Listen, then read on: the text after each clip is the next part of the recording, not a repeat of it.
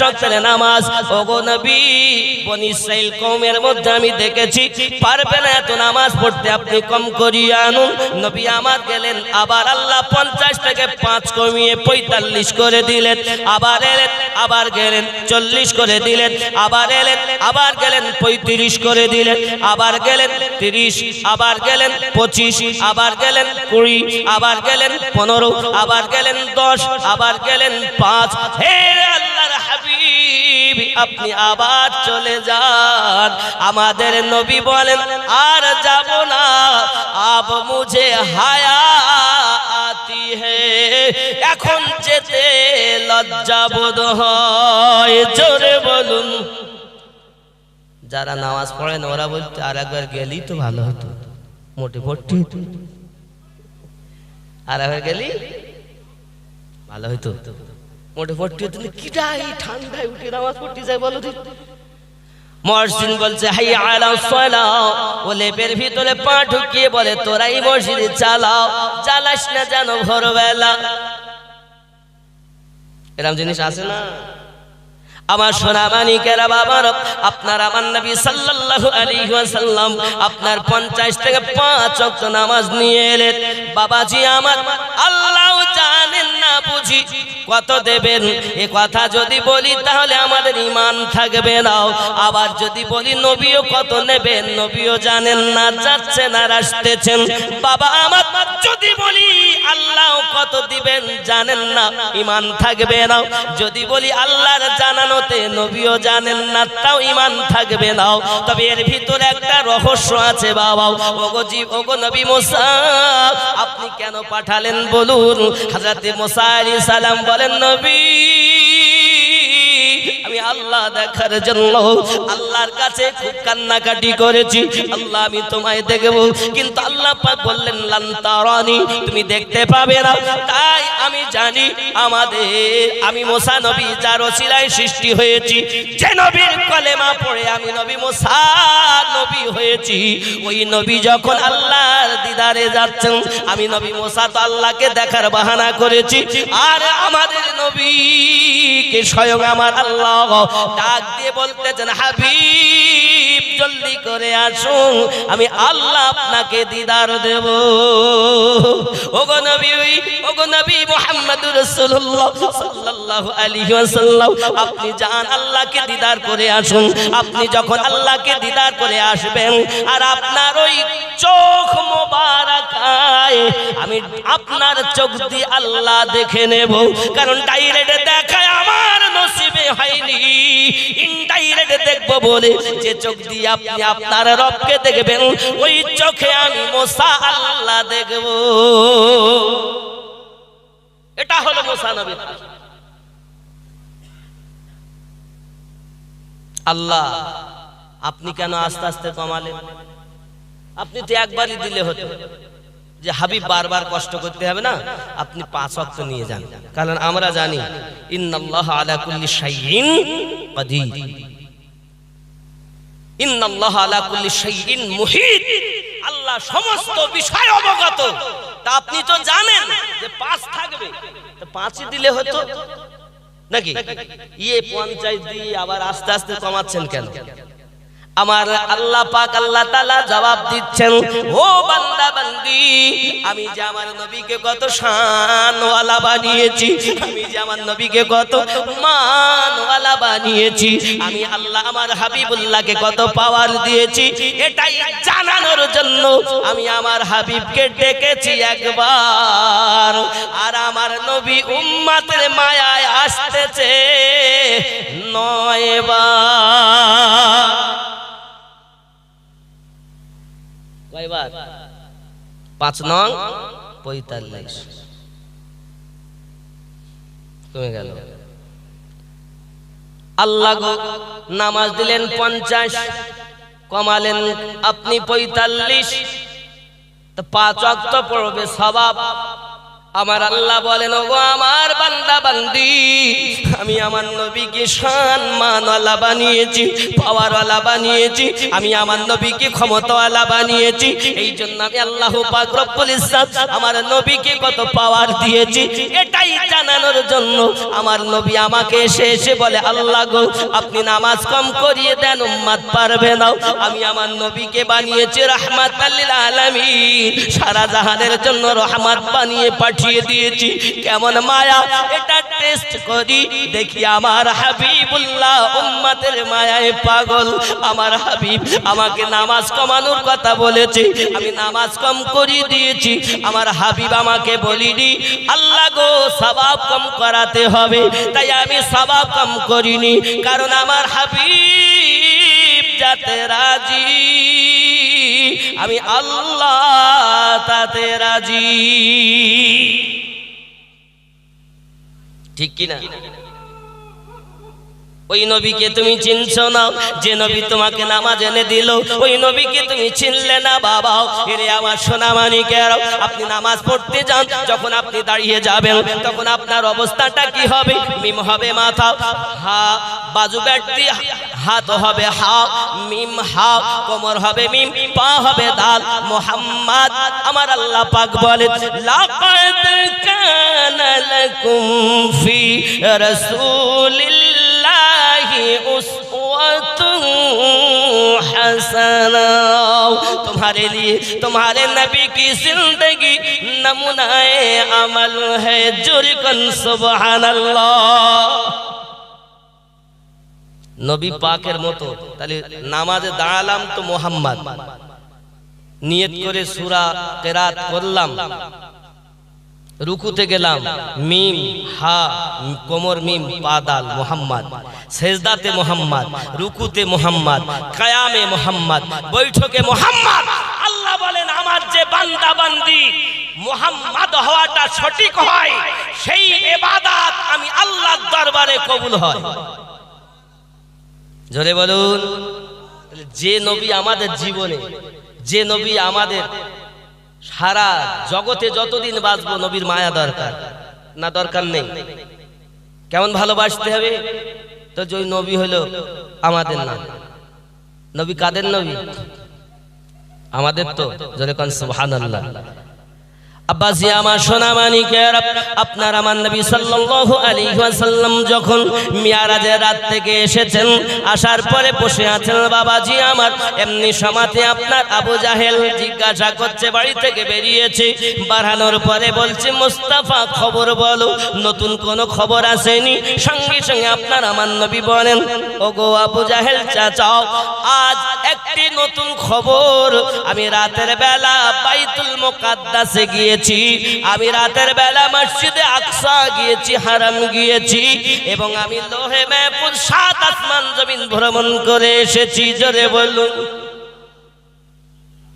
আবু জাহেল বলতেছে, গ্রামে চলে গেছে বড় শয়তান দুশমন, এলাকার মানুষকে ডেকেছে, ডেকে বলতেছে, দেখেছো দেখেছো, কথা শুনেছো? তাহলে কি শুনিয়ে দেখো কি কথা। তাহলে বলতেছে, আচ্ছা এখান থেকে মক্কা কত দূর? এখান থেকে মসজিদে আকসা অনেক দূর। এই মক্কা থেকে, মক্কা নগর থেকে মসজিদে আকসা, মসজিদে হারাম অনেক দূর। তাহলে ওখানে গেলেন কি করে? আবার রাতের মধ্যে চলে গিয়েছে, পাগল হয়ে গেছে। নাউজুবিল্লাহ। আব্বাজি আমার সোনা মানিকেরা, আমার নবী যখন বর্ণনা করতেছেন বাবা, আবু জাহেল মেনে নাই নাও। এমন সময়তে আবু জাহেল যখন এলাকার মানুষকে ডেকে নিয়ে আমার নবী পাককে বদনাম করার জন্য আপনার লেগে উঠেছি, এমন সময়তে আবু জাহেল আবু বকর রাদিয়াল্লাহু তাআলা আনহুর কাছে গেছে। আয় আবু বকর, যে নবী নবী তোমরা করো, ওই নবী আজ দেখো পৃথিবীতে বর্ণনা করে মসজিদে আকসা গেছেন, মসজিদে হারাম গেছেন, 7 আসমান জমিন ভ্রমণ করেছেন, এবং 50 ওয়াক্ত থেকে 5 ওয়াক্ত নামাজ এনেছেন। এই কথা কি মেনে নেওয়া যায়? আবু বকর রাদিয়াল্লাহু তাআলা আনহু বলেন, এই কথা কে বলেছে? সঙ্গে সঙ্গে বলছেন, কেন আব্দুল্লাহ তো নাই, মুহাম্মদ সাল্লাল্লাহু আলাইহি ওয়াসাল্লাম। আবু বকর রাদিয়াল্লাহু রাদিয়াল্লাহু তাআলা বললেন, যদি এ কথা দুনিয়ার কোন মানুষ বলতো আমি আবু বকর মেনে নিতাম না, যেহেতু এই কথা আমার নবী বলেছেন, আমার নবী সত্য বলেছেন, আমি আবু বকর কেউ বিশ্বাস করুক আর নাই বা করুক, আমি আবু বকর বিশ্বাস করি। সাহাবীরা দলিল চাইনি, নবী পাকের কথাইটাই হলো তাদের ঈমান।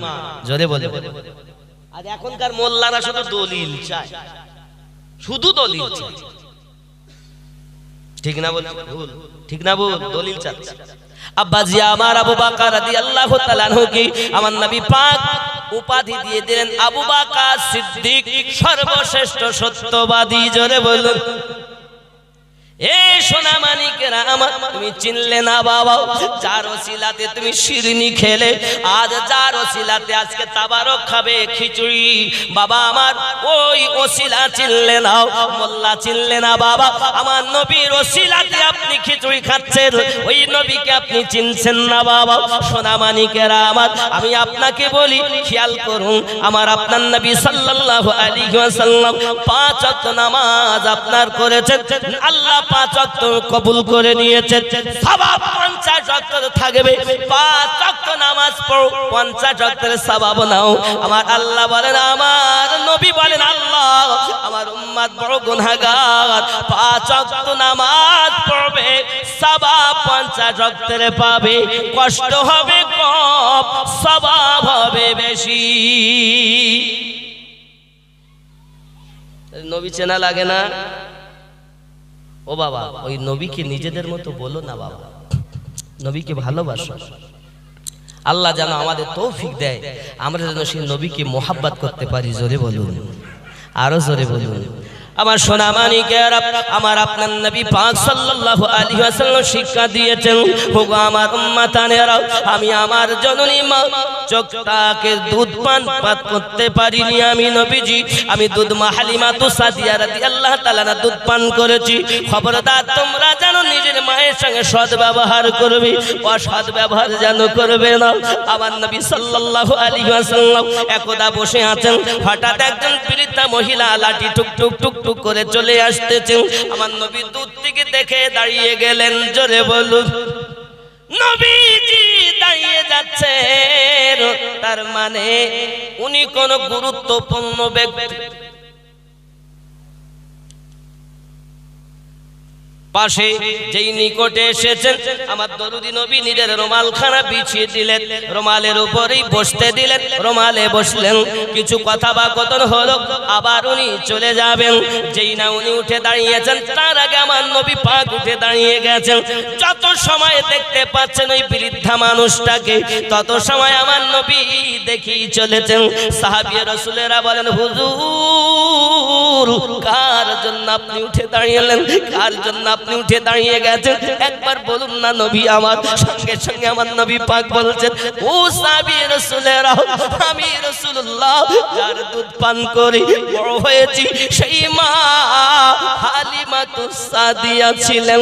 আমি নবীজি যার দুধ পান করেছি, সেই হালিমাতু সাদিয়া রাদিয়াল্লাহু তাআলা আনহা। বোঝা গেল পৃথিবীর জমিনে আমার নবী পাক সাল্লাল্লাহু আলাইহি ওয়াসাল্লাম নিজের দুধ মায়ের জন্য যদি এত আদব সম্মান করতে পারেন, ওগো বাবাজি, আমাদের গর্ভে ধারিনি মা আমাদের জন্য মেহনত করে এনে দেওয়া আমাদের পিতা, তাদের জন্য কেমন ব্যবহার করতে হবে বাবা। আমার আল্লাহ পাক রব্বুল ইজ্জত কোরআন মাজিদের সূরা নিসা 36 নম্বর আয়াতের ভিতরে বলতেছে, জোরে কন্না সুবহানাল্লাহ, আরো জোরে বলুন। জোর হবে না? আর একটু জোরে। কত সুন্দর বলছেন দেখুন, বিসমিল্লাহির রহমানির রহিম, ওয়া আবুদুল্লাহ ওয়া লা তুশরিকু বিহি শাইয়্যান ওয়া বিল ওয়ালিদাইনি ইহসানা ওয়া বিযিল কুরবা ওয়াল ইয়াতামা ওয়াল মাসাকিন। জোরে বলুন। মানে দেখুন, তাফসীরে দুররে মানসুরের মানে হচ্ছে अल्लाह की इबादत करो, अल्लाह की इबादत बंदगी करो और उसके साथ किसी भी चीज को शरीक ना बनाओ और अल्लाहर संगे जानो তোমরা শরীক করো না। আল্লাহর সঙ্গে জানো আল্লাহ শরীক করো না মানে আল্লাহর মতো জানো বলো না, আল্লাহর মতো জানো। আমিনুদ্দিন যেমন আমরা তেমন, আমার মতো একজন হবেন? তাহলে আল্লাহর সঙ্গে শরীক করা মানে কি? যাদের জন্ম হয় তারা কখনো আল্লাহ হতে পারে না। পারে? পারে কি? আল্লাহকে দেখা যায়, ছোঁয়া যায়, ধরা যায়? আপনাকে আমি 5 লক্ষ টাকা দেব, আপনি আল্লাহকে ধরে দেখান, তাহলে বোঝা গেল সংক্ষিপ্ত ভাবে যাকে ধরা যায় সে আল্লাহ নয়, যে জন্ম নেয় সে আল্লাহ নয়, যে খায় সে আল্লাহ নয়, ঠিক না? যে জন্ম নিয়েছে সে আল্লাহ নয়। আল্লাহ তিনি যিনি জন্ম নেননি, যাকে কেউ জন্ম দেননি, যে খাওয়া থেকে পাক, দেহ থেকে পাক, হাত থেকে পাক, চোখ থেকে পাক, পা থেকে পাক, এক কথায় সমস্ত কিছু থেকে যিনি পবিত্র তিনি আমাদের রব। আর যিনি জন্ম নিয়েছেন এই সৃষ্টি জগতে সর্বশ্রেষ্ঠ তিনি আল্লাহ রহমত, তিনি আমাদের নবী। জোরে বলেন। তাহলে আল্লাহর সঙ্গে শরীক হলো। যেই বলবো নবীর জন্ম হয়েছে তাহলে বোঝা গেল আল্লাহ হয়নি। আর যারা বলবে জন্ম হয়নি তারা শিরক করেছে। তারা জন্ম নবীর মানে এরাই শিরক থেকে পাক, আর যারা নবীর জন্ম মানে না এরা শিরক করেছে। পরন্তু জন্ম হয়নি আমাদের আল্লাহর। জোরে বলুন, ঠিক নি? কথা কি বুঝতেছেন? আল্লাহকে আমরা গড বলি না, ভগবান বলি না, ঈশ্বর বলি না, হয়তো ভাষা আলাদা, তারপরও বলি না। তার কারণ কি? একটাই কারণ, গডের স্ত্রীলিঙ্গ গডিস্ট, ঈশ্বরের স্ত্রীলিঙ্গ ঈশ্বরী, ভগবানের স্ত্রীলিঙ্গ ভগবতী। আমার আল্লাহ পাকের কোনো স্ত্রীও নাই, মা নাই, বাপ নাই, আল্লাহ আল্লাহ। এর জন্য আমরা জানি আল্লাহর জাতি নাম আল্লাহ। জোরে বলুন। আর কি বললেন দেখুন, শরীক না বানাও, আল্লাহর সঙ্গে শরীক কাউকে করো না। আর ওয়ালিদিন কে সাথ আচ্ছা বর্তাও করো, নিজের আব্বা মায়ের সঙ্গে ভালো ব্যবহার করো।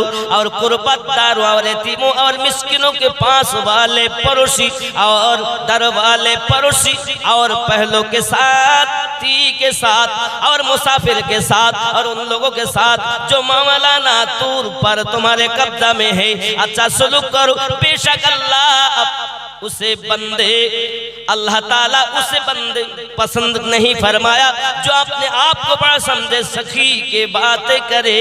अब्बा আমার আল্লাহ পাক আল্লাহ তাআলা জানালেন আমার ইবাদত করো। আর কি করো?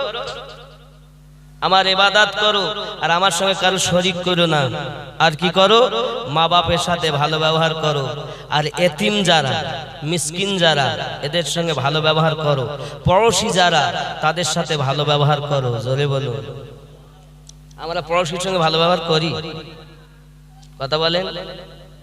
এর সঙ্গে কথা বলা বলি নাই। আপনি আশ্চর্য হবেন।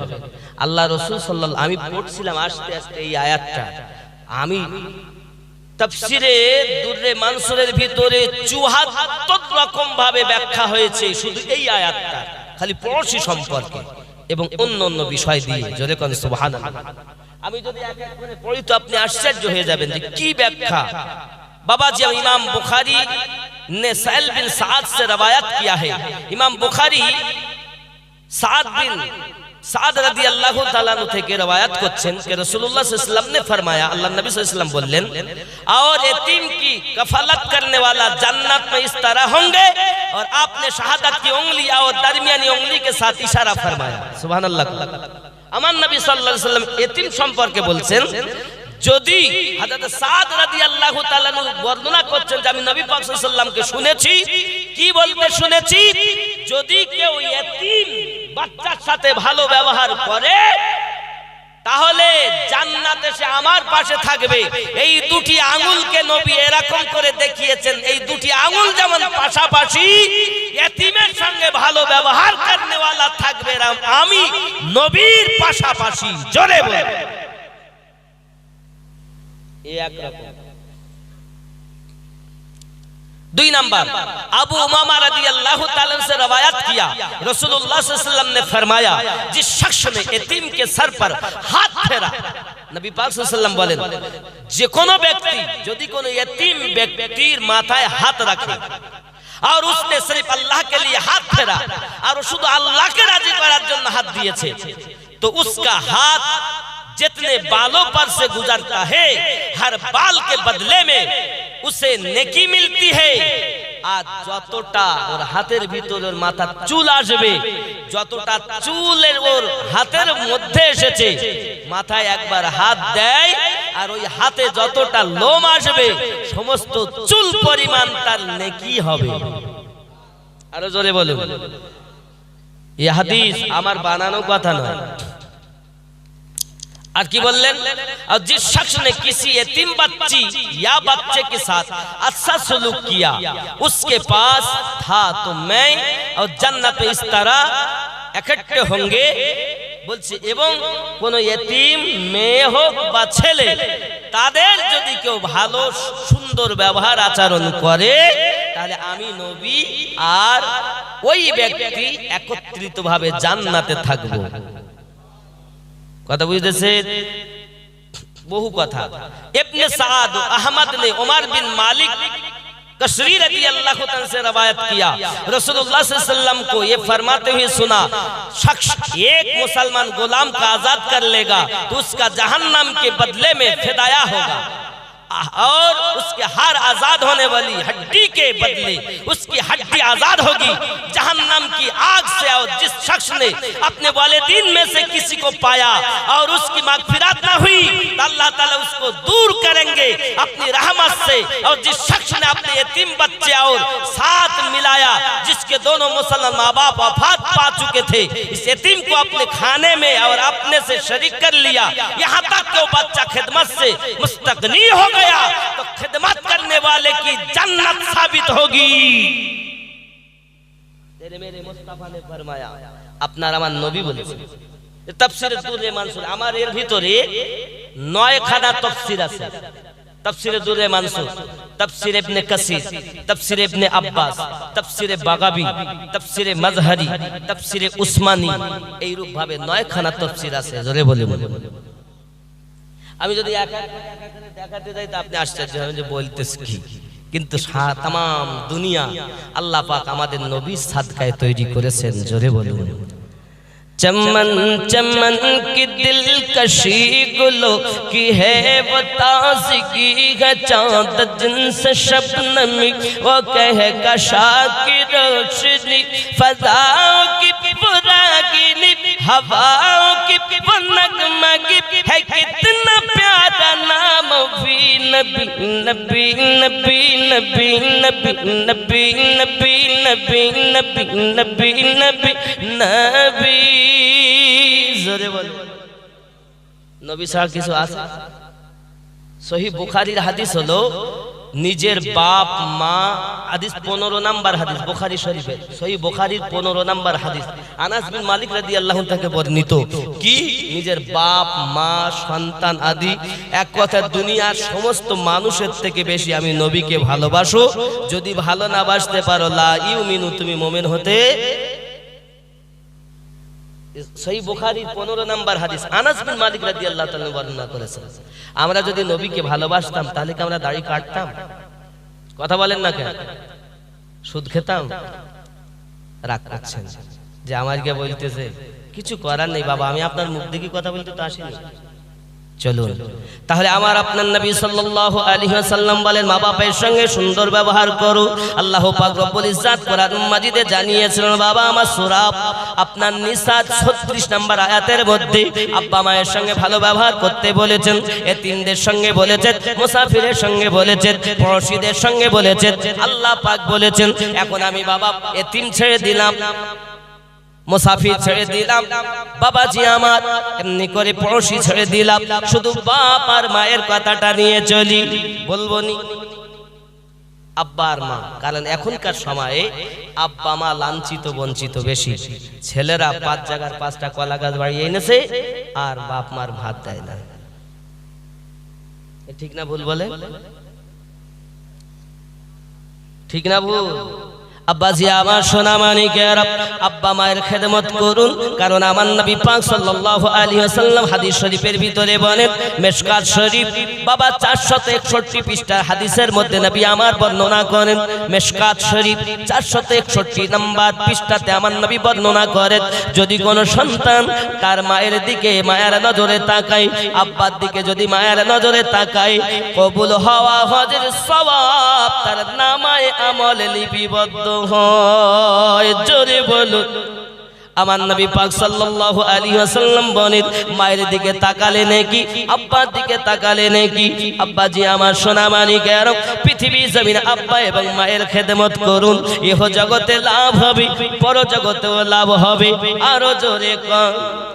আল্লাহর নবী মুসা কালিমুল্লাহ একদিন ফরিয়াদ করে আল্লাহ পাকের দরবারে জানালেন, আল্লাহ আপনার কাছে ফরিয়াদ করি আমি নবী মুসা, আপনার দরবারে আমি যেমন মুসা নবী জান্নাতে যাব, আমার জান্নাতের সাথী কে হবে? আমার আল্লাহ পাক আল্লাহ তাআলা বলেন, ও নবী মুসা আপনার একজন সাথী হবে, যার নাম হবে আব্দুল্লাহ বিন মুআফিক। জোরে বলুন সুবহানাল্লাহ।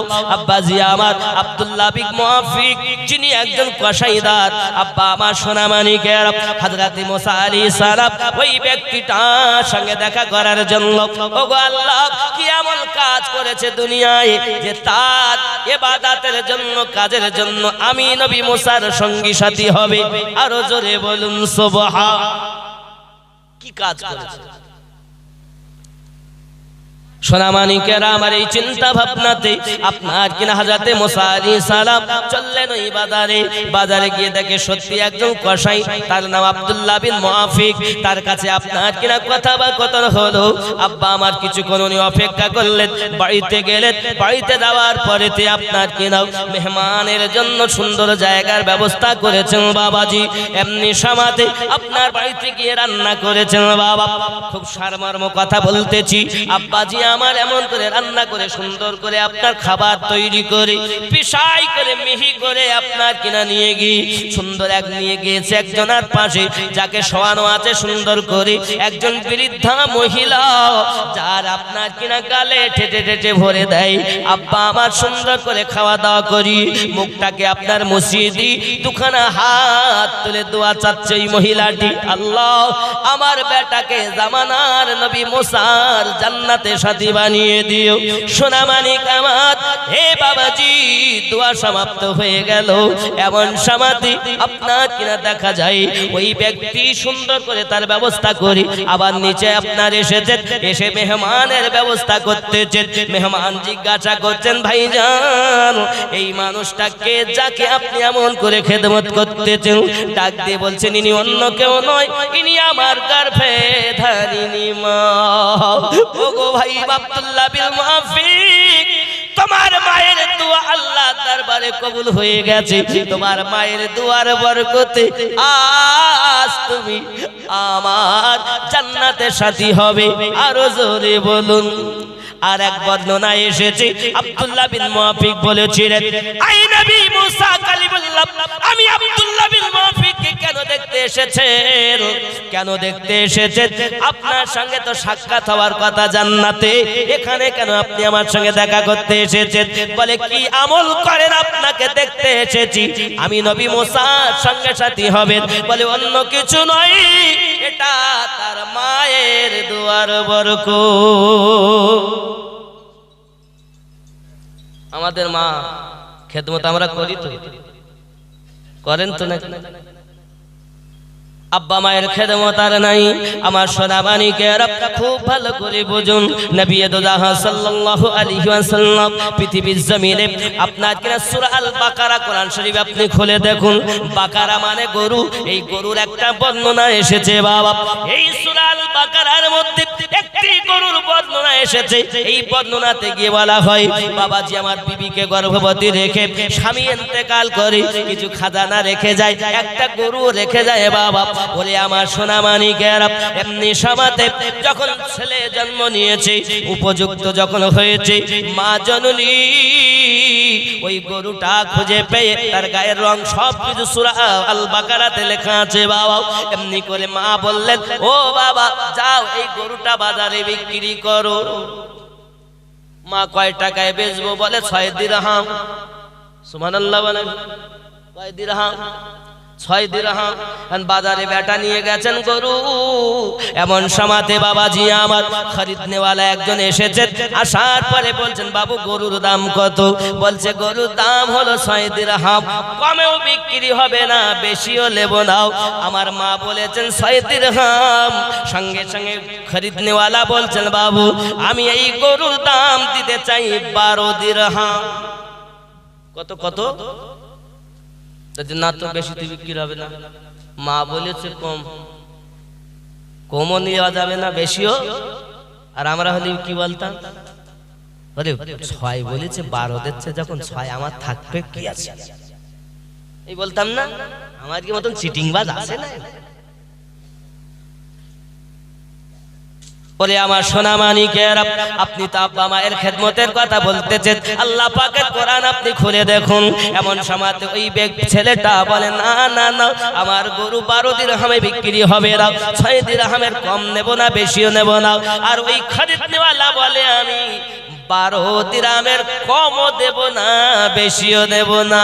জোরে কোন সুবহানাল্লাহ। তাই তো গরু বিক্রি হলো না, বাড়ি আনি সন্ধ্যা হয়ে গেছে বাড়ি এনেছে। কোরআন খুলে দেখেন সূরা আল বাকারা মানে গরু, ওখানে এই গরুর বর্ণনা আছে যেটা আমি বলছি, খুব সারমর্ম বলতেছি বাবা। এমন সময়তে মায়ের কাছে এসেছেন গরু ফিরিয়ে নি। ও মা বাজারে পাঠালেন আমায়, কিন্তু বাজারে যাওয়ার পরে দেখি খরিদনেওয়ালা একজন এসেছে খরিদ করতে। তার জিজ্ঞাসা করলো কত দাম? আমি বললাম 6 দিরহাম। সে বলেছে 12 দিরহামের নিচে দাম দেব না বেশিও দেব না, আমি 6 দিরহাম নয় 12 দিরহামে নিতে চাই।